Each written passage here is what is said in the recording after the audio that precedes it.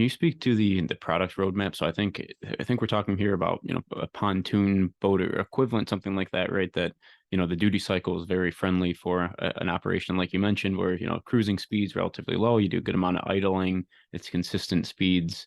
Uh, Energy goes a long way on a pontoon boat. Um, do you have a feel for, I mean, first of all, yeah, it makes sense that this is the first application. Let's Yeah. say that, but then also, do you have a feel for how this might progress from there? Yes. So a couple things on our roadmap. And so we both the product roadmap as well as the technology roadmap have influences around performance as well as range extension. And so starting with our current performance, we started with pontoon boats because a couple of reasons. One, the usage profile fits really well because it's kind of the SUV of boats. If you want the general boat that does it all, upon a modern pontoon, tri-tune pontoon really does that. And so you can handle high power, you can pull tubes, and you can also put a lot of people on the boat to go out to sandbars and things. And the usage cycle, really does fit well in that it's kind of a general purpose activity boat. If you look at more specialty purpose boats, ski boats or long range cruising, things like that, a pure electric battery technology today handles 85% of those users. However, if you're really doing long distance point to point, battery isn't quite where it needs to be. And so that's where our technology roadmap comes in. We're working with partners to develop new battery technologies, specifically solid state is one of those technologies where we've announced partnerships. But our system, our modular platform, as I mentioned before, it's already ready for hydrogen fuel cell as well. We designed that in as a evolutionary point in the future if and when the US develops an adequate hydrogen strategy and that fuel becomes available. Our system can replace one of the battery packs, for example, with a modular version of a fuel cell in the same space. And so it would allow that long range refuelable option for those vessels where that's their primary pattern. But it requires hydrogen infrastructure to be developed and deployed. The rest of the world has developed plans around that. The US has not yet done so. And so for us, it's a bit of a technology hedge to include hydrogen. But that's part of our core background. So we include that as a future operating point. But solid state is from a battery storage standpoint, offers 3 times the energy density of current lithium ion. And that will afford us the ability to go to about 95% of all boat usage profiles.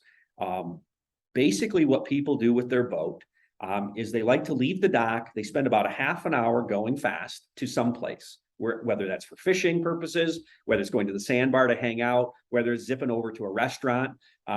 You tend to do this kind of short duration, medium duration, high speed profile. And then you generally slow to some sort of a slow cruise where people like to kind of hang out on the boat. You might go, if you're on a lake, you go around, you look at the houses, you look at the buildings, you might go over to the park or wherever you're heading. But people like to kind of sit around, listen to music and, enjoy conversation and maybe a cold beverage here and there. And so that's a general boating profile. And if you're fishing, it's same profile. You just put fewer people on the boat doing it, and you do it earlier in the morning, quite frankly. And so it's kind of the same profile. Solid state really allows that to be everyone's boat. At that point, you can charge up. If you're doing light usage, your battery will last over a weekend. If you're doing heavier usage, it'll last on a full day. And we see that as long as we can do both of those things, electric boats in boating is really been enabled for most. Where we're a little short right now is how much battery is needed for offshore boating. That's the high speed offshore. You're running from Miami to Key West or something like that, where you might be going 120 miles and you're trying to do it very quickly. We're not quite there with pure electric. We can do the performance side of it, but you can't store quite enough battery to get the whole range. Whereas with solid state or fuel cell, we can do that.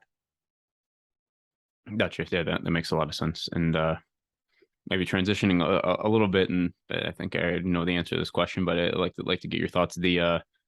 What is Hercules' business model in these situations, right? So am I going to go out and buy a Hercules branded pontoon boat next year, or what are you guys actually offering, and how's this working for you Well, guys? you cannot buy a Hercules branded pontoon boat at this point. We are our business model is business to business. We're making the powertrains that make other boats better, quite frankly. And so we have commercial partners where we will be offering the Hercules powertrain as a model variant for them installed in their factory. And so basically we are helping boat makers become the Tesla of boats. And that is our mission, is to electrify as many different brands as we can with high performing systems, so that quite frankly, we all can enjoy the benefits of that, whether it's quietness or performance feel. We're really enabling others to be that that entry point into the commercial market, into the ownership model, because quite frankly, they know how to build boats better than I do. But I really know how to do powertrains well. And so we want to focus on that as our entry point. In the future, would we offer some specialty models with partners? It's certainly on the table, but we wouldn't do that to the exclusion of all other activities right now. There's so much interest out there for electrifying any given style of boat, whether it's a fishing boat, whether it's a bass boat, whether it's an offshore boat, small cruisers, yachts, etc. We're really keeping our options open and working with many different OEMs, boat builders that are looking to get into electrification in a real strong way, and we help offer integration, guidance, and engineering support while we incorporate our designs into theirs, and it opens up design freedom for them better than we could do if we were doing a single boat build or a single style of boat. It just lets us proliferate to more types of boating and go a little faster, quite frankly.